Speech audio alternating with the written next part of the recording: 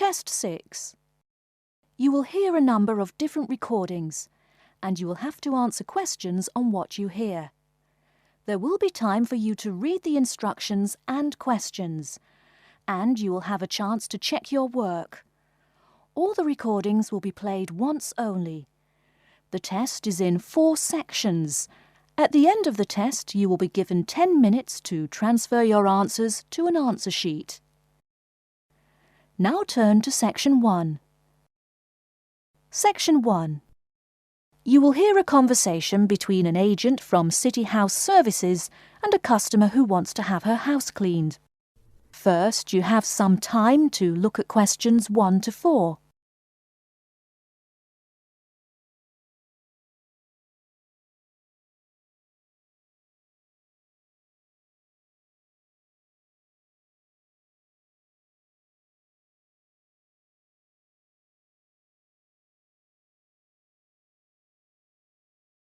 You will see that there is an example which has been done for you. On this occasion only, the conversation relating to this will be played first. Good morning, City House Services. How may I help you? Good morning. I'd like to arrange to have my house cleaned. Certainly. I just need to ask a few questions. First, could I take your name? Yes, it's Barbara Hill. The woman says that she is Barbara Hill, so Barbara Hill has been written in the space. Now we shall begin. You should answer the questions as you listen, because you will not hear the recording a second time. Listen carefully and answer questions 1 to 4. Good morning, City House Services. How may I help you? Good morning. I'd like to arrange to have my house cleaned. Certainly. I just need to ask a few questions. First, could I take your name? Yes, it's Barbara Hill. Thank you. Next, is your house in London? Yes, it's in Kingston in southwest London. Okay, southwest London and, what's the postcode? SW105. And what is the square footage and what rooms will be cleaning? The whole house is 268 square feet, and there is no need to clean all the rooms. I only want to have my bedrooms cleaned. Okay. How many bedrooms does the house have? 3 bedrooms. Oh no, sorry, we used to have 3 bedrooms, but we only have 2 bedrooms now. Are those single bedrooms or doubles? Doubles. Fine, 2 doubles. There's one more room which needs cleaning. It was used as a bedroom before, and now we have converted it into an office. I understand. 3 rooms have got to be cleaned. And are all of those rooms upstairs?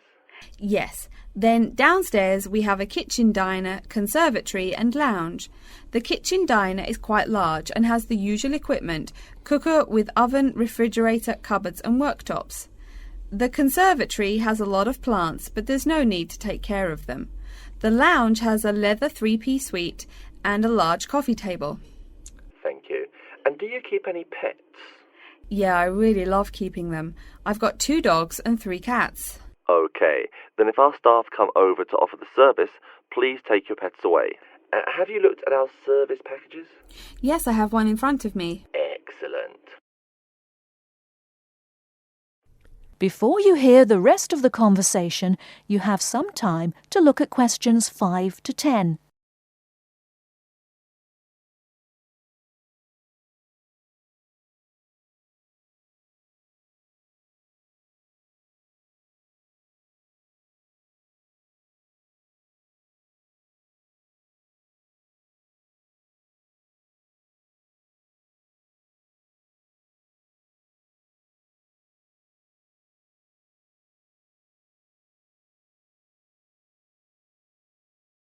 Now listen and answer questions 5 to 10. Any extra services you need? Switching bed linen, work in the garden, clean the glass in the conservatory, that kind of thing? No. Actually, replacing the bed linen, yeah, that would be good. No problem. I'll just make a note of that. How about curtains, mats and carpets? What would you like us to do with those items? The curtains. I'll have to think about that. I think we should have the carpets cleaned really well every quarter. Mats can just be done with the laundry. Of course. How about clothes? We can have our staff wash and iron them, or we can have them taken to a dry cleaner. Washing and ironing. No, just ironing. That'll be okay. Okay, fine. I know quite a bit about what you want now. I should let you know that we're located on 12 Amy's Road. That's Amyes. And we work on from Monday to Sunday except Tuesday and Wednesday. Could you let me know when is convenient for you? Next Friday. No. Oh, that's no good. My son invites his friends over in the afternoon that day. Perhaps next Thursday or next Saturday? Let me check. Okay, next Thursday. When is it convenient for us to come over and provide the service? Is it okay if we come in the morning? Or we may come in the afternoon. It depends on your schedule. I'm okay with any time. Just give me a call to let me know you're coming before you arrive. Sure we will. By the way, how long will it take for the service? We usually work 1 to 3 hours for house cleaning, and the work will take 3 hours at most. And of course, if it takes more than 3 hours, you should pay extra for it. Fine. So, let me just do some calculations. That is the end of Section 1. You now have half a minute to check your answers. Section 2. You'll hear a talk by a security worker from Sydney Airport who is introducing the day-to-day operations of the Australian Quarantine Service. First, you have some time to look at questions 11 to 17.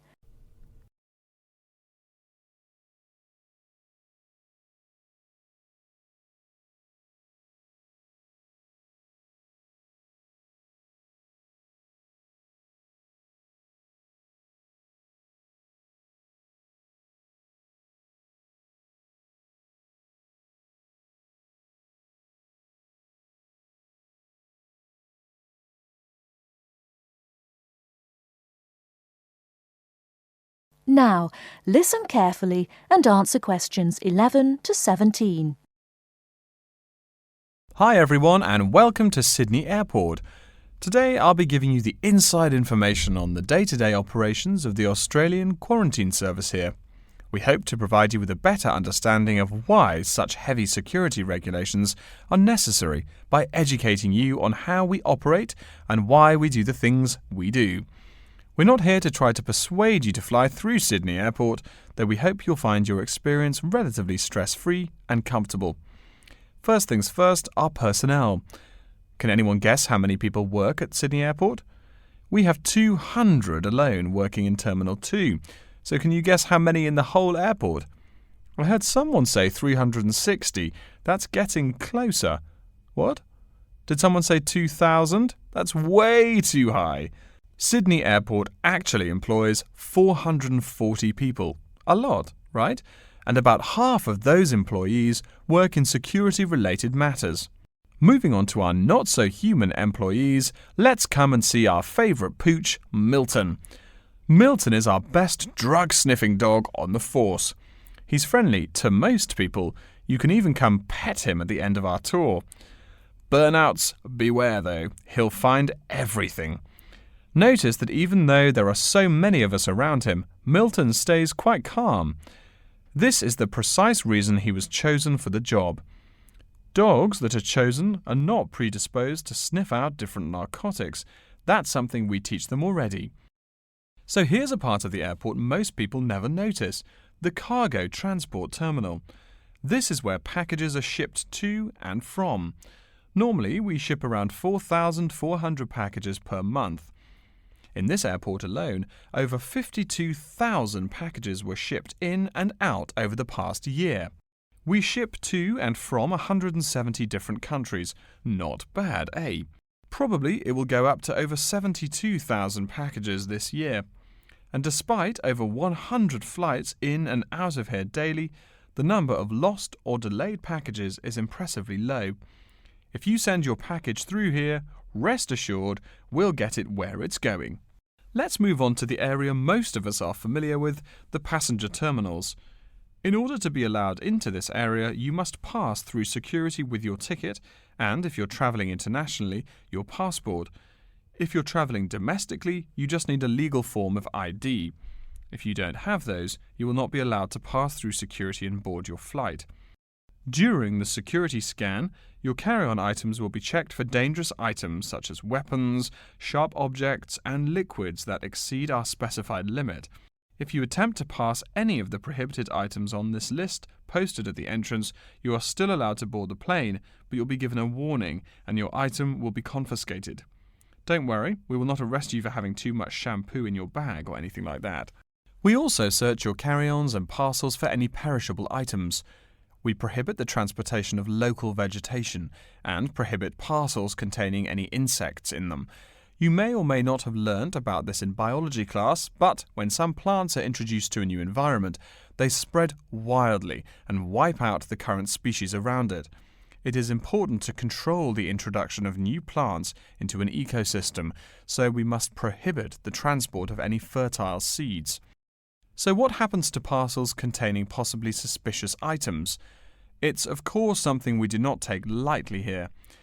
If an object passes through the scanner that appears suspicious in any way, it is separated out for manual search by a member of our trained security personnel. If an illegal plant or simple sharp object like a pocket knife is found, it is simply disposed of in our biohazard waste containers, and the package itself is returned to the sender, or passenger if it is for a passenger flight. More serious weapons are reported to higher authorities for investigation. Before you hear the rest of the talk, you have some time to look at questions 18 to 20.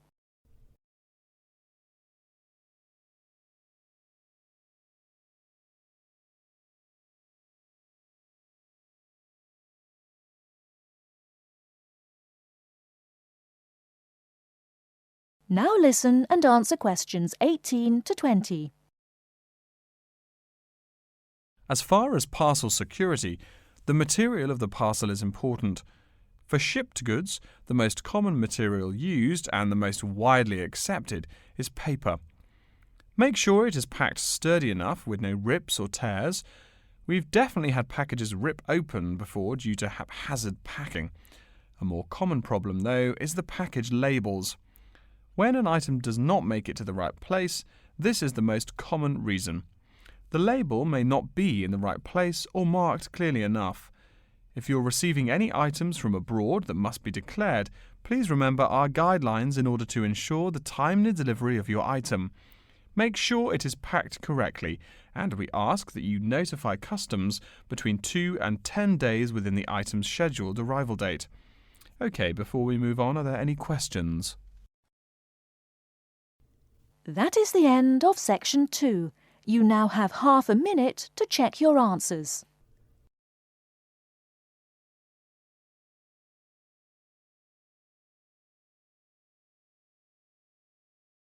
Section 3. You will hear a librarian called Adam Smith talking to the students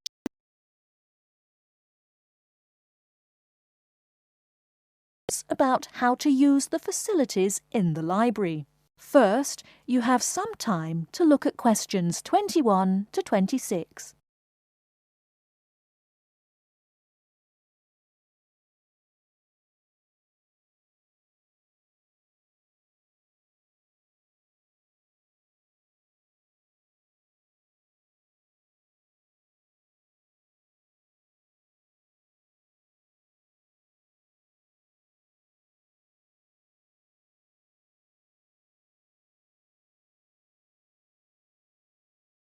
Now listen carefully and answer questions 21 to 26. Welcome. Please come in and gather over here around the tables.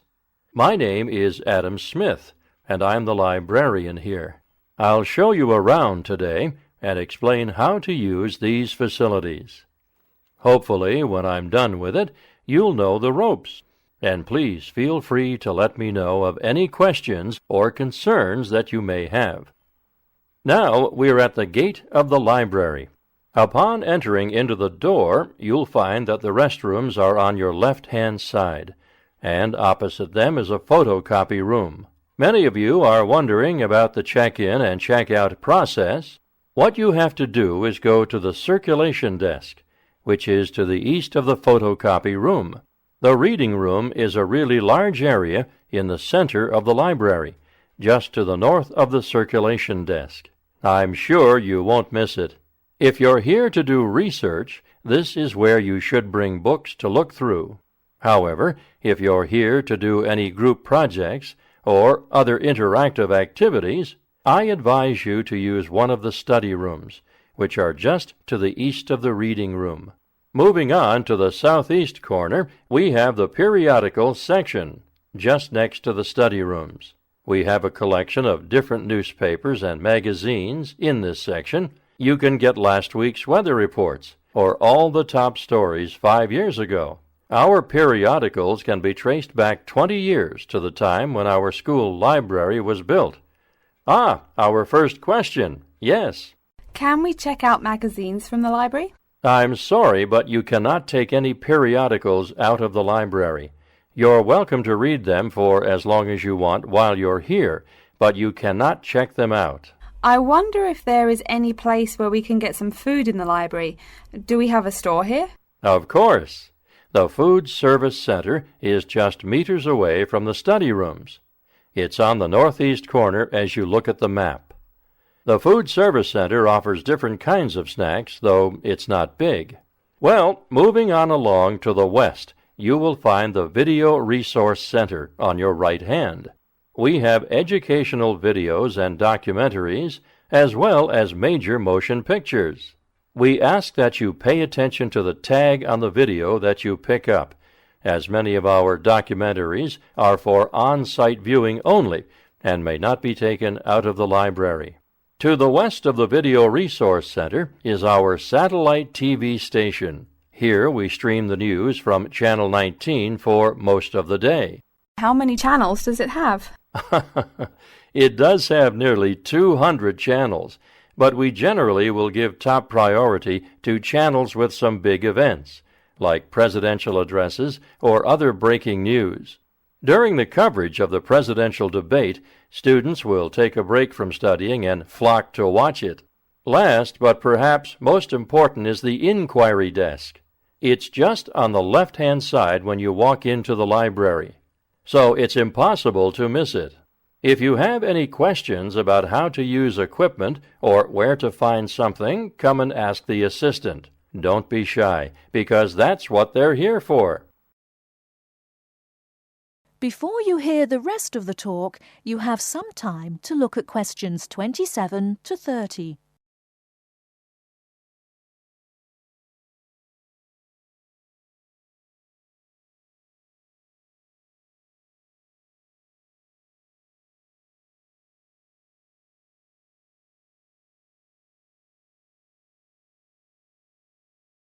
Now listen and answer questions 27 to 30.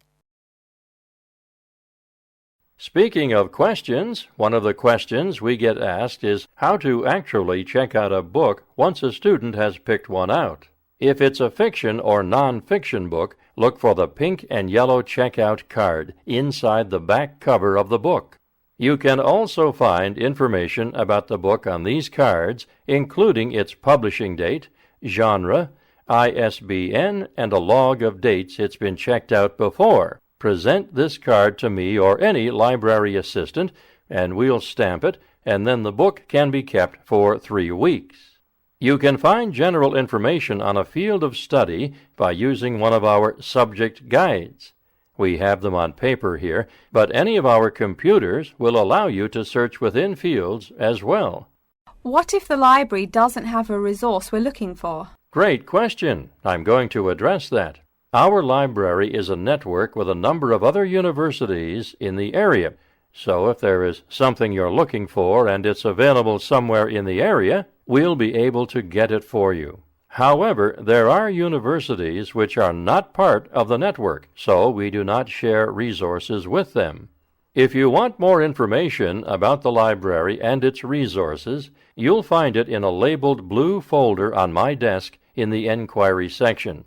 Okay, so that's a lot of information all at once, and I don't expect you to remember it all. The most important thing is please be respectful of the staff, and if you need help with anything at all, come and ask me or one of the assistants. All right, any questions? That is the end of Section 3. You now have half a minute to check your answers.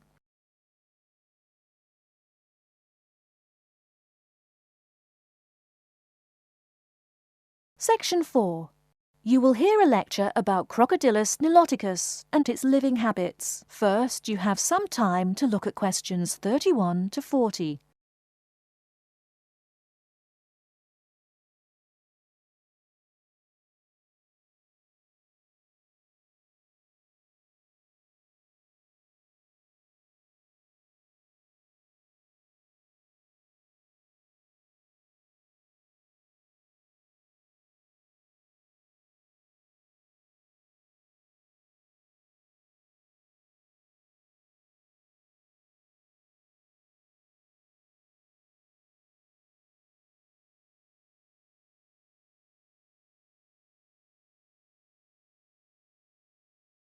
Now listen carefully and answer questions 31 to 40.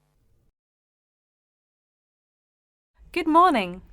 Today we will continue our study of Crocodylus niloticus by talking about its living habits. We've already discussed the evolutionary attributes that set it apart from its crocodile relatives. Does everyone remember that? Yes, it has an extremely narrow snout and 3 or 4 rows of protective scales on its back, as compared to 2 rows on other members of the Crocodylus genus. Let's take a look at how these carnivorous man-eaters live, where they live, and finally, whether they really deserve their vicious reputation. To start, I'd like to address a great question posed to me by a student during yesterday's office hours. We talked about the distribution of crocodiles in Africa and saw that they are highly concentrated in the south and west of the continent. This student noticed that on the map displaying the distribution of crocodiles across Africa, there were no crocodiles in the northern region, and found no mention in the literature of the existence of crocodiles in the north of Africa. Why might there be no crocodiles in North Africa? Let's save this question for later in the lecture. To find out more about the social habits of the African crocodile, one researcher named Tara Shine of the University of Ulster in Northern Ireland conducted a survey of the wetlands in Mauritania and received reports of 46 crocodiles living in one group, or float as we say when referring to crocodiles, though the usual number is a little less than half of that. In general, crocodiles are more highly concentrated in wet subtropical environments near bodies of water and rich vegetation. While South American crocodiles thrive in cool rainforests, the African crocodile is more equipped for heat. Though they can survive at the hot temperatures found in some deserts, they are not equipped to handle dry climates and thus cannot survive in places like the Sahara Desert of North Africa. As cold-blooded animals, crocodiles' core temperatures fluctuate from their average of 38 degrees Celsius as external conditions change. Thus, they need to avoid extreme temperatures. Others live an underwater life, keeping a body temperature close to that of the water. As their own unique method of regulating their body temperatures, some African crocodiles have made dens by digging holes in the ground to provide themselves with a cool, dark place to retreat from the hot African sun. Speaking of the hot African sun, let's go back to the question asked at the beginning of the lecture. We know that there used to be crocodiles in northern Africa, yet today there are none. What are some possible explanations for this? Some students have suggested that the African crocodile has evolved from a desert creature into a wetland creature, thus causing them to migrate south for more appropriate conditions. Others presume that the crocodile was hunted out of northern Africa by a fiercer predator. While these are intelligent guesses, the real story is a little bit different. The key to this migration is that the Sahara Desert did not always cover the north of Africa. About 8,000 years ago, the land was fertile wetlands, perfect for breeding crocodiles. Over time, though, the area dried out and the wetland slowly turned to desert, leading the African crocodile to migrate south to the marshlands they call home today. Some crocodiles did, however, adapt to living in dry conditions. In Mauritania, some crocodiles have learned to survive in an area where they can go up to 8 months with no water, by spending the driest of times in what's called a torpor, or short period of hibernation. To utilize every bit of rainfall, these desert crocodiles dig underground caves that collect runoff, thus staying cool and hydrated.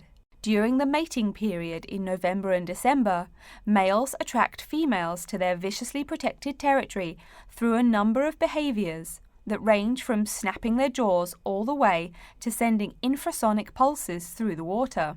Afterwards, the female digs a hole up to 60 centimeters in depth to store the eggs for an 80-day incubation period.